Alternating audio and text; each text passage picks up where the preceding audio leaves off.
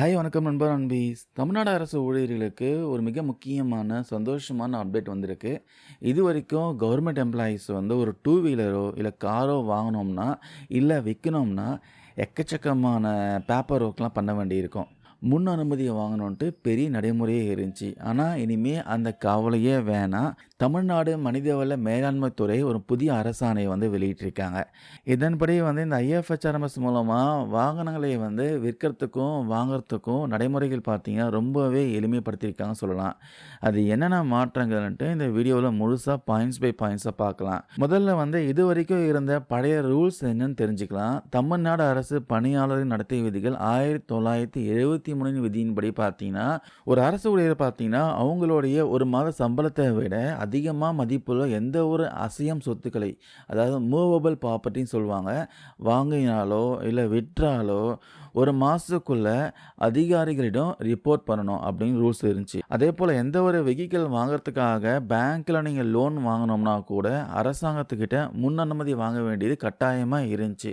ஆனா இப்ப பார்த்தீங்கன்னா, அந்த சிம்பிள் ஜிஓவி திட்டத்தின் கீழ அமைக்கப்பட்ட அதிகாரம் பெற்ற ஒரு குழு பார்த்தீங்கன்னா, ரீசென்ட்டா சில முக்கியமான முடிவுகள் எடுத்திருக்காங்க.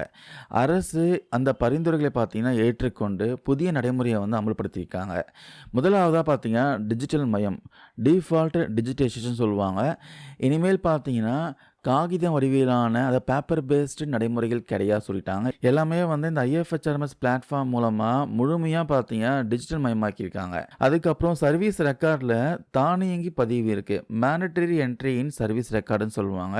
நீங்க வாகனத்துக்காக அனுமதி வாங்குறதோ, தகவல் தெரிவிக்கிறதோ எல்லாமே பார்த்தீங்கன்னா, உங்களோட ஐஎஃப்ஹெச்ஆர்எம்எஸ் டிஜிட்டல் சர்வீஸ் ரெக்கார்ட்ல ஆட்டோமேட்டிக்கா அப்டேட் ஆகிடும் சொல்றாங்க.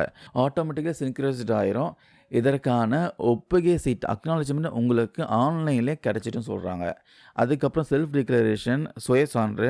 உங்களோட சொந்த சேமிப்பு அல்லது பேங்க் லோன் மூலமாகவோ வாகனம் வாங்கினா இனிமே சுய சான்றிதழ் செல்ஃப் டிக்ளரேஷன் பார்த்தீங்கன்னா கொடுத்தாலே போதுமானதுன்னு சொல்லியிருக்காங்க. அதுக்கப்புறம் முன் அனுமதி தேவையில்லை. No prior permission. இதுதான் பார்த்தீங்கன்னா ரொம்ப முக்கியமான பாயிண்ட்டு.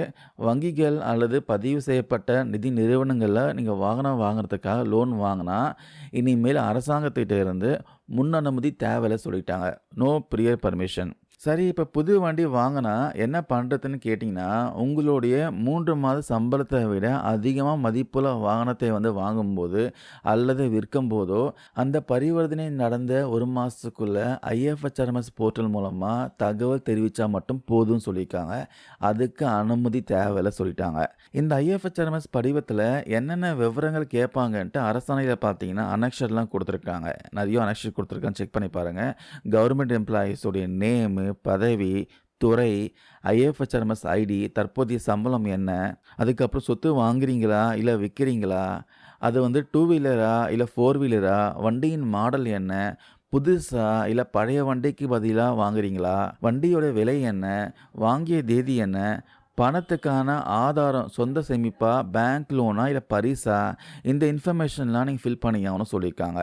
ஸோ கூடவே பார்த்தீங்கன்னா செல்ஃப் டிக்ளரேஷன் கொடுக்கணும்னு சொல்லியிருக்காங்க. இந்த வண்டியை வந்து என் சொந்த பணம் அல்லது பேங்க் லோனில் தான் வாங்கினேன்.